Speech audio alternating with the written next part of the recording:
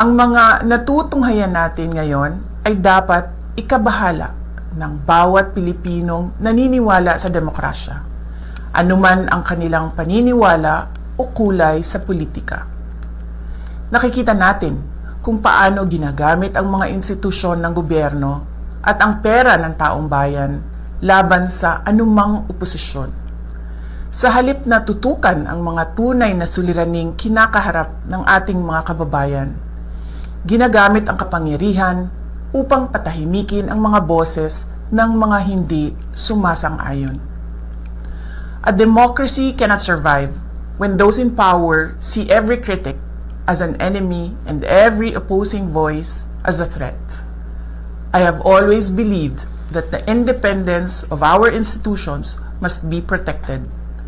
This includes not only the Senate and the House of Representatives as institutions, but every senator and member of the House must be free to perform his or her constitutional duty according to conscience, free from threats, pressure, or any form of intimidation.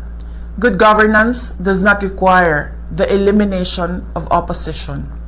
Democracy works best when there is a healthy opposition that is free to question.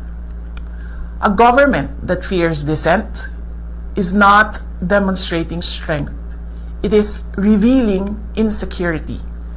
And that insecurity is reflected in the direction our country is taking today.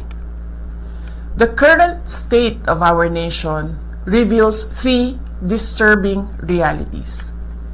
First, the effort to divert attention from legitimate questions surrounding the flood control controversy.